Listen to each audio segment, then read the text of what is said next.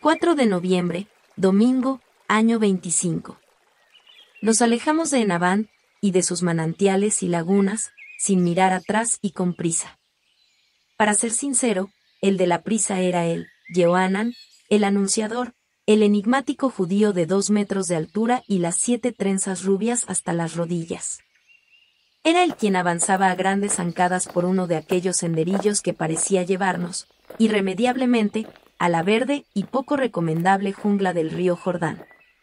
Todo era nuevo para quien esto escribe, tanto el paisaje como las intenciones del predicador. Ni siquiera sabía por qué estaba allí, tras sus pasos. Él me reclamó bajo el árbol de la cabellera. Vamos, Ordenó. te mostraré mi secreto. Y yo, hipnotizado, me fui tras él. ¿Qué secreto? ¿De qué hablaba? ¿Por qué Jaía, la anciana esposa de Abba Saúl, había tratado de retenerme en la aldea de Salem? ¿Por qué habló de peligro? Dijo haber tenido un sueño, e imploró para que no retornara. Junto al anunciador. Era mi destino. Ahora lo sé.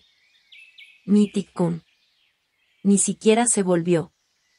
Supongo que dio por hecho que lo seguía. Era evidente que conocía el camino. Observé nuevamente el cielo. El sol, en el cenit, empezó a desaparecer a intervalos, borrado sin el menor respeto por un denso e interminable frente nuboso. Fue como un presagio. No vayas. Tuve un sueño. Hijo, no vayas. Y ahora me pregunto, ¿hubiera sucedido lo que sucedió de haber permanecido en Salem o en los lagos de Enaván? Sospecho que sí. Tarde o temprano tenía que llegar. Los civicumulonimbos se presentaron prácticamente de improviso. Era lógico. Nos hallábamos en el inicio de la época de lluvias. Casi lo había olvidado. Y al examinar los altos y negros nubarrones procedentes del Mediterráneo, la veloz masa nubosa terminó situándome de nuevo en la realidad. No tardaría en llover. Fue entonces cuando empecé a percatarme de lo precario de mi situación. Caminaba hacia la selva jordánica, sin saber por qué ni por cuánto tiempo. Me hallaba a las puertas de una de las acostumbradas ausencias de Yehohanan. ¿Qué pretendía? Con las prisas, aunque logré regresar a la aldea y recuperar la vara de Moisés, no tuve la precaución de hacerme con el saco de viaje. ¿Quién podía imaginar que, horas después, terminaría alejándome del grupo y en la nada agradable compañía de aquel perturbado? Pensé en los antioxidantes. Las tabletas de dimetilglicina eran esenciales para combatir el exceso de óxido nitroso en el cerebro. Cualquier descuido, en este sentido, era peligroso. 1. Como consecuencia de las sucesivas inversiones de masa de las partículas que el mayor denomina Weibels eslabones, los pilotos de caballo de Troya se vieron afectados por una dolencia que provocaba el envejecimiento prematuro, entre otros problemas. Nota del autor. Quizá exageraba. Quizá había empezado a dejar volar la imaginación, como siempre. Quizá Yehohanan solo pretendía mostrarme algo. Después regresaría a Salem, a la casa del sabio Saúl. Quizá. La distancia de Enaván al filo de la jungla era, poco más o menos, de 2 kilómetros. Al llegar al enredado boscaje, sin dudarlo, el anunciador evitó la pared de espinos y árboles y prosiguió hacia el sur, en paralelo a la bóveda vegetal que prosperaba a expensas del río Jordán. Respiré con cierto alivio. Aquella jungla, siempre en penumbra, aparentemente cerrada e impracticable, de la que procedían toda suerte de sonidos, no era de mi agrado. Yehohanan continuó la marcha por el tímido senderillo, ahora entre tierra de pastos. Instintivamente tomé referencias. Por nuestra derecha, en la distancia, corría el camino principal, el que habíamos recorrido en nuestro peregrinaje hacia Damilla. Parecía claro que el predicador trataba de evitar cualquier contacto con sus semejantes. ¿Semejantes? Yehohanan, a decir verdad, era un ejemplar único. Los 2 metros de altura, la larga cabellera rubia, ahora oscilante, y la estrambótica vestimenta, un ancho cinto de cuero negro y un sac o taparrabo de piel de gacela, hacían de él un individuo muy poco común. Y me pregunté por enésima vez, ¿qué hacía yo tras los pasos de aquel hombre? De pronto se detuvo. Depositó la colmena sobre el terreno y, girando el cuerpo hacia quien esto escribe, llevó el dedo índice izquierdo a los labios, solicitando silencio. Miré a mi alrededor, intrigado. No acerté a distinguir persona o animal. Nos hallábamos solos, en un terreno abierto. Una súbita ráfaga de viento golpeó el talit de pelo humano que lo cubría y poco faltó para que el chal se precipitara sobre el pasto. Y la lluvia hizo acto de presencia, en un primer momento moderada. El cielo, negro, estaba avisando. Permanecí quieto y pendiente de los movimientos del gigante. Al cabo de un minuto largo se hizo de nuevo con el barril de colores y arrancó, a la carrera, al tiempo que sujetaba el manto con la mano derecha. No entendía nada. Tentado estuve de olvidarlo y dar media vuelta. No supe prestar atención al instinto. Y bajo la lluvia, supongo que movido por la curiosidad, me fui tras él e intenté no perderlo de vista. Al poco, por nuestra derecha, cerca de la senda que atravesaba el valle, rumbo a Jerusalén, apareció el descuidado edificio de barro y hojas de palma que servía de aduana y en el que vimos morir a los 3 jóvenes celotas. El aguacero lo mantenía solitario. No acerté a distinguir a los publicanos y tampoco al grupo de soldados que custodiaba el lugar. Un perro, en alguna parte, ladraba sin tregua. Detuve la carrera.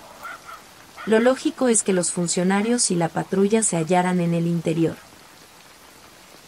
Aunque el puesto fronterizo, que delimitaba los territorios de la Decápolis y la Perea, se levantaba a más de un centenar de metros del senderillo por el que corríamos, entendí que no debía arriesgar.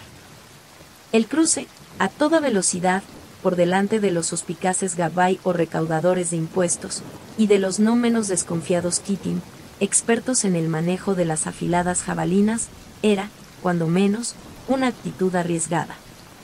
No tentaría al destino. Johanan no pensó lo mismo y se alejó, veloz, entre una cortina de agua, cada vez más obstinada. Pensé en su reciente gesto, solicitando silencio. ¿Pudo tener relación con la proximidad de los odiados funcionarios al servicio de Roma y de la no menos despreciada línea de caballería romana? El anunciador, así lo demostraba en cada una de sus prédicas, no sentía la menor devoción por aquellos representantes de la Nueva Sodoma, según sus propias palabras. Dudé. Cuando Johanan llevó el dedo a los labios, la aduana ni siquiera era visible. Pero entonces, ¿a qué obedecía la orden de silencio? No tardaría en averiguarlo. Afortunadamente, dejé atrás el edificio y reemprendí la carrera, inquieto ante la posibilidad de que el anunciador desapareciera. El aguacero amainó. Y de pronto lo vi. Se había detenido. Parecía esperarme. En realidad, nunca lo supe. Se hallaba en mitad de un puente de piedra que brincaba sobre el Jordán. Observaba las terrosas y rápidas aguas, con las enormes manos apoyadas sobre el parapeto. La colmena ambulante permanecía a su lado, junto a los interminables y embarrados pies desnudos. Traté de pensar, al tiempo que recuperaba el aliento. ¿Por qué miraba el río con tanta atención? El manto de cabello humano había sido retirado y guardado en el zurrón blanco que colgaba en bandolera. Me aproximé despacio y en guardia. Las reacciones de aquel hombre eran imprevisibles. No se movió, aunque estoy seguro de que sintió mi proximidad. Y durante varios minutos permaneció en la misma postura, inmutable, con la lluvia resbalando por la correosa y quemada piel. En el cauce del Jordán no había nada que pudiera requerir su atención. Yo, al menos, no alcancé a distinguirlo. Las aguas, con las primeras lluvias, arrastraban maleza y sedimentos que chocaban y se atascaban entre las pilastras. Todo era silencio, un silencio discretamente interrumpido por el rumor de la corriente, por el suave choque de la lluvia contra el barril de Johannan y las ropas y por los lejanos truenos, amortiguados por la distancia. Entonces, ante mi desconcierto, repitió el gesto. Giró hacia quien esto escribe y volvió a llevar el dedo índice izquierdo a los gruesos labios. Escucha. Susurró con aquella voz rota. Escucha atentamente, Esrin. Y, como un idiota, presté atención a cuanto me rodeaba. Yo no había oído nada extraño y, por supuesto, fui incapaz de distinguir lo que sugería el hombre de la mariposa en el rostro. Sus ojos, endiablados, me atravesaron, esperando una respuesta. Terminé desviando la mirada, incómodo ante las pupilas rojas y el persistente nistagmo o movimiento vertical del ojo. Lo he dicho en otras oportunidades. Aquel rostro y, sobre todo, aquella mirada no eran fáciles. No era de extrañar que la gente se sintiera atemorizada. Supongo que esperó una confirmación. Pero Esrin, o 20, como me llamaba, no acertó a despegar los labios. No le importó. No insistió. Creo que, incluso, me ignoró. Tomó de nuevo la colmena de colores y caminó hacia el final del puente, ahora sin prisa. Era la segunda vez que me desconcertaba en aquel enigmático caminar hacia no sabía dónde. Y al principio, como un perfecto estúpido, no comprendí. El destino, sin embargo, sabía lo que hacía. Allí arrancaba un enorme bosque de nogales, apenas perturbado por algunas familias de tamariscos que crecían al abrigo de los altos y estriados troncos, la mayoría de 20 y 30 metros de altura. Era un bosque centenario que se derramaba hacia el este, alimentado por la humedad de otro de los afluentes del Padre Jordán. Las copas, casi esféricas, habían tejido una techumbre densa y bien organizada, que alivió nuestro caminar bajo la lluvia. Nada más pisar el Egós, como llamaban al lugar, fuimos recibidos por un intenso perfume y por un crujido que, en un primer momento, me sorprendieron. La fragancia caía literalmente de las grandes hojas verdes y blancas de los Egós o nogales, merced a un principio volátil, ahora precipitado por el aguacero. A partir de ese momento, aquel fue el bosque del perfume para quien esto escribe. En cuanto a los chasquidos bajo los pies, la explicación procedía también de los majestuosos nogales persas, una de las 40 especies diseminadas en aquel tiempo por el Valle del Jordán. Desde el final del verano, las drupas, a miles, habían ido madurando y precipitándose sobre el terreno. Poco a poco, favorecida por la humedad, la cáscara verde de las referidas drupas se fue secando y liberando las apreciadas y nutritivas nueces. Caminábamos sobre una alfombra de escurridizas nueces. El bosque del perfume se hallaba igualmente solitario. Johannan prosiguió decidido. Y el terreno empezó a inclinarse con suavidad. Si mis cálculos no estaban equivocados, en esos momentos habíamos recorrido poco más de 6 kilómetros, tomando los lagos de Enaván como punto de partida. Fue entonces cuando estuve seguro. El anunciador no regresaría junto a sus discípulos, al menos en esa jornada. Y el recuerdo de los antioxidantes tocó en mi hombro, inquietándome. Tenía que regresar lo antes posible. Estaba decidido. Así lo pensé mientras oía el rítmico crujir y entrechocar de las bellotas de Júpiter, como llamaban también a las nueces. Efectivamente, regresaría, pero no como imaginaba. Entonces lo vi detenerse. Y al llegar a su altura quedé maravillado. Johannan sabía elegir los parajes a los que se retiraba. A cosa de 1200 metros del puente de piedra que acabábamos de cruzar, el bosque de nogales quedaba abruptamente interrumpido por una garganta profunda y angosta. Por el fondo, nervioso, desfilaba un aprendiz de río, de poco más de 8 o 10 metros de anchura. Era otro de los tributarios del Jordán, en este caso, como digo, con un cauce tan menguado como transparente. A nuestros pies, el terreno se precipitaba casi verticalmente, formando una pared de unos 20 o 30 metros. Los derrumbes habían dejado al descubierto los estratos blancos y amarillos de la marga, la caliza, la arcilla y los cantos rodados. Muchos de ellos terminaron rodando hasta el afluente, entorpeciendo el fluir de las aguas.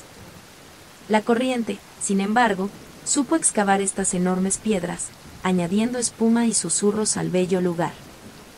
Frente por frente se presentaba otro acantilado, prácticamente gemelo e igualmente colonizado por audaces y ramificados tamariscos de flores rosas y cenicientas que colgaban libres en el vacío, reclamando a miles de insectos polinizadores.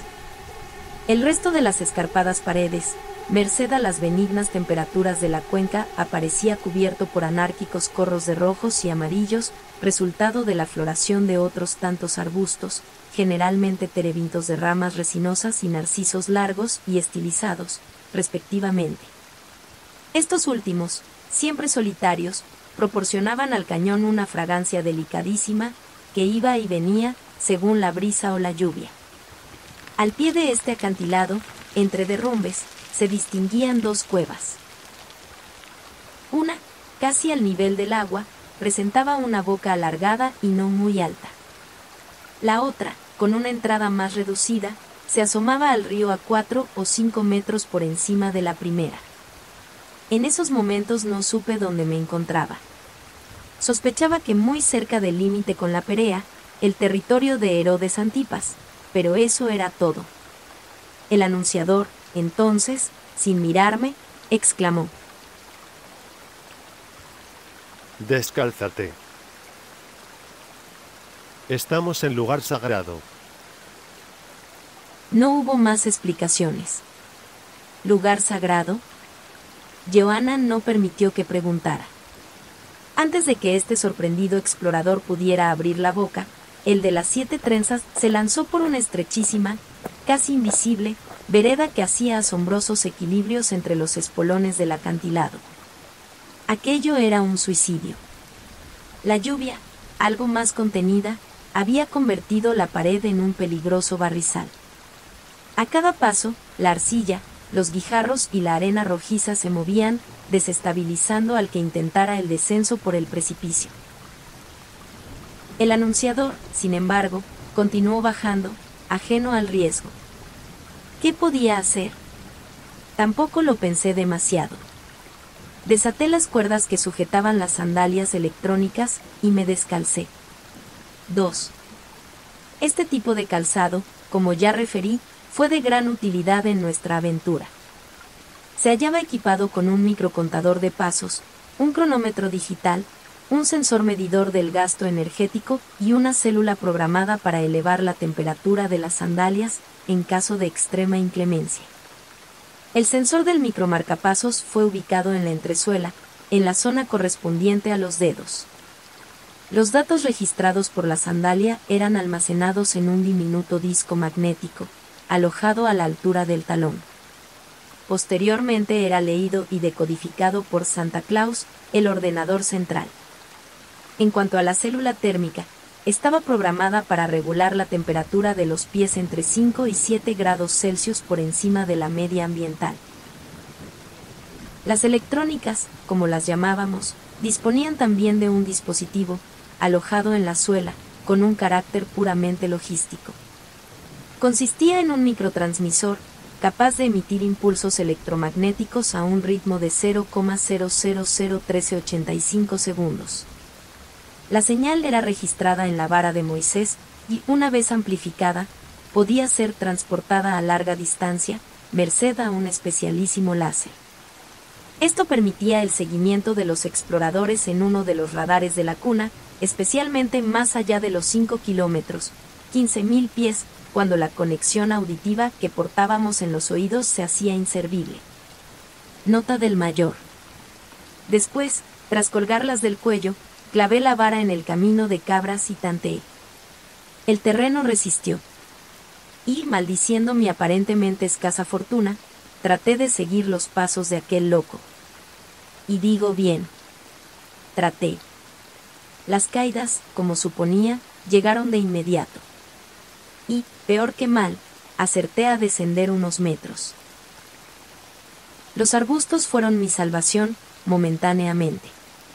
El Bautista, nunca lo entendí, brincando como una cabra montés, se hallaba ya a media pendiente. Y en uno de los tramos, embarrado hasta los ojos, sucedió lo inevitable. Calculé mal la distancia hasta el siguiente corro de salvadores terebintos y los pies resbalaron en el lodo. Luché por aferrarme a la tierra mojada y a las piedras. Empeño inútil. Y me vi arrastrado al vacío. El cayado escapó de mi mano. No lancé un solo grito. El miedo anudó mi garganta y detuvo el corazón. Recibí 1, 2 o 3 impactos. Y parte de las piedras me acompañó en aquel viaje hacia la muerte. Eso creí. Y un único pensamiento cruzó veloz. Ella. Después, en otro de los encontronazos con la ladera, llegó la oscuridad. Después, frío y nada. Perdí el conocimiento. Me precipité contra las aguas. Eso, seguramente, me salvó. Eso y Johanan, que me rescató del cauce. Curioso destino. ¿Era esto lo que insinuó Jaía? Cuando abrí los ojos me hallaba en el interior de una cueva. Estaba solo. Traté de incorporarme. Mi cabeza parecía a punto de estallar. Sentí escalofríos. Y permanecí inmóvil durante un tiempo. Quise recomponer esos últimos momentos, en el acantilado, y lo logré a medias. Podía considerarme afortunado, a pesar de todo. Los sucesivos golpes en la pendiente y la reunión final con el agua pudieron ser mortales, a pesar de la protección de la piel de serpiente. Sí, el buen Dios tuvo piedad de quien esto escribe, una vez más. Finalmente, casi a rastras, me asomé al río. Oscurecía. La lluvia había cesado. ¿Cuánto tiempo permanecí inconsciente? Seguíamos en aquel nefasto domingo, 4 de noviembre. Supuse que sí, a la vista de lo que tenía enfrente.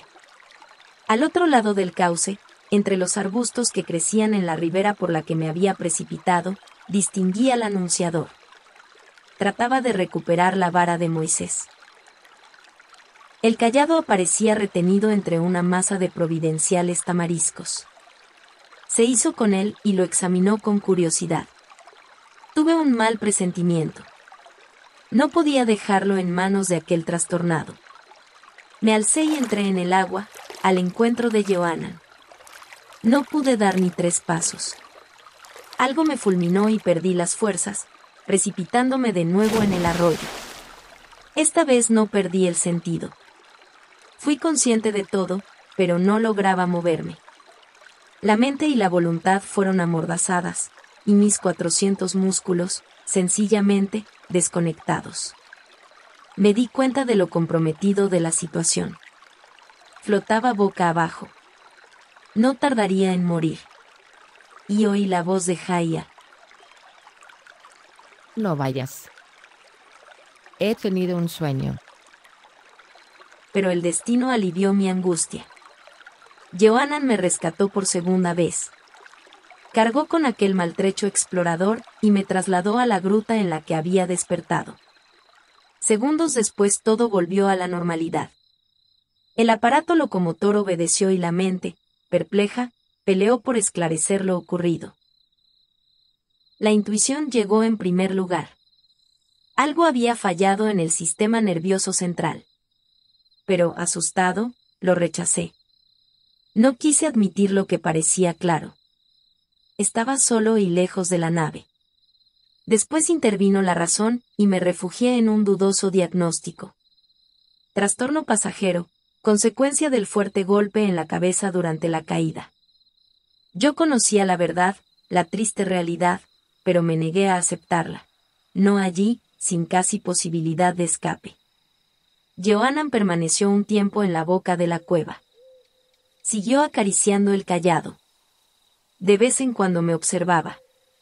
Después caminó hacia quien esto escribe, tras depositar la vara junto a mis pies descalzos, comentó sin disimular su satisfacción. No me equivoqué al elegirte. El santo Bendito sea su nombre, también está contigo. Él te ha salvado, como a Elías. Entendí a medias. Y el anunciador concluyó. Ha llegado el momento. Te mostraré lo que nadie ha visto. Te haré partícipe de mi secreto.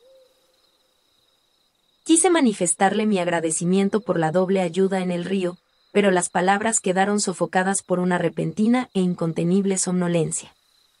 Tampoco logré explicarlo. Rara vez había experimentado un deseo tan apremiante por dormir. Y entre sombras, peleando por no cerrar los párpados, lo vi alejarse hacia la claridad. Solo recuerdo que no cargaba la habitual colmena. Y quedé profundamente dormido.